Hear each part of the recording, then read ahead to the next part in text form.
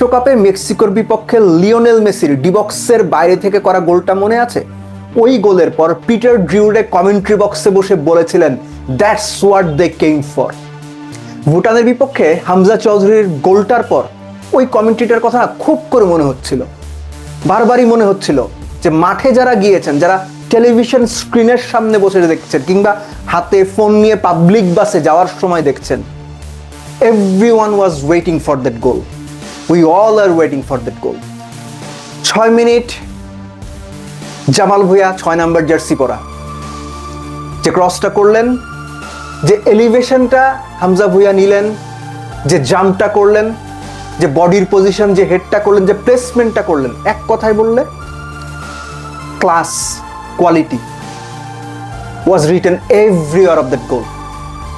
আপনি মনে করে বলেন তো, আপনি বাংলাদেশ ফুটবলের যদি নিয়মিত সাপোর্টার হন, বাংলাদেশ লাস্ট মালদ্বীপের বিপক্ষে 2 গোল করার আগে সবশেষ 2 গোল কবে করেছিল?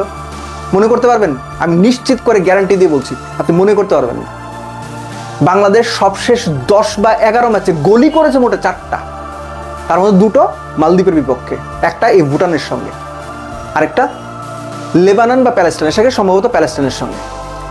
এই ম্যাচে যে বাংলাদেশ 2টো গোল করলো, এই 2টো গোল শুধু গোল না, বাংলাদেশ ফুটবলের যে একটা নতুন যাত্রা, নতুন শুরু, নতুন স্বপ্নের পথে এগিয়ে যাওয়া, তার জন্য তার পক্ষে 2টো বড় তোপধ্বনি এই 2টো গোল।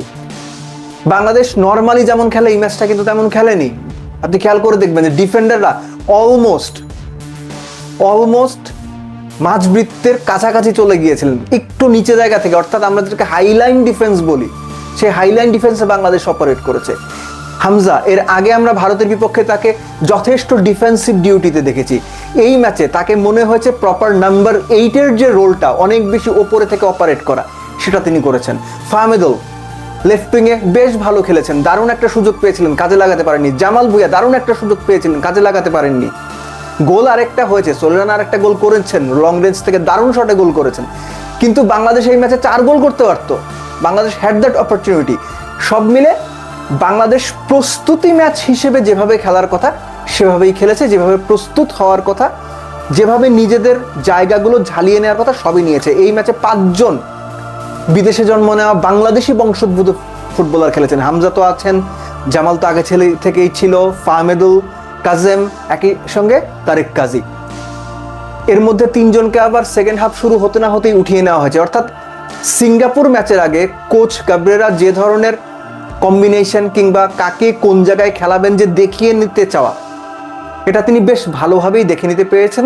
বাট অ্যাবাভ এভরিথিং বাংলাদেশ ম্যাচটা জিতেছে, বেশ ভালো ডমিনেন্স দেখিয়ে জিতেছে। দ্যাট ইজ ইম্পর্টেন্ট, কেননা সিঙ্গাপুরের বিপক্ষে ম্যাচটা ভুটান ম্যাচের চাইতে কঠিন হবে বলেই আপাত দৃষ্টিতে অনুমান করা যাচ্ছে। বাট বাংলাদেশ ফুটবলের যে নতুন জোয়ারটা শুরু হচ্ছে বা হয়েছে, সেই নতুন জোয়ারে বেশ ভালোভাবেই এগিয়ে যাচ্ছে।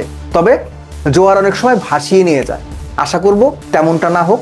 আশা করব বাংলাদেশ একটা সলিড এবং স্টেবল দল হিসেবে আস্তে আস্তে, রাতারাতি না, 6 মাস 1 বছরের মধ্যে না, আস্তে আস্তে একটা স্টেবল দল হিসেবে প্রথমে এই সাউথ এশিয়াতে বা আমাদের এই সাউথ এশিয়ান যে কন্টিনেন্ট, এখানে নিজেদের সামর্থ্যের জানান দিক, পায়ের নিচের মাটিটা শক্ত করুক। বাংলাদেশ ফুটবল দল প্রতিটা খেলোয়াড়ের জন্য শুভকামনা।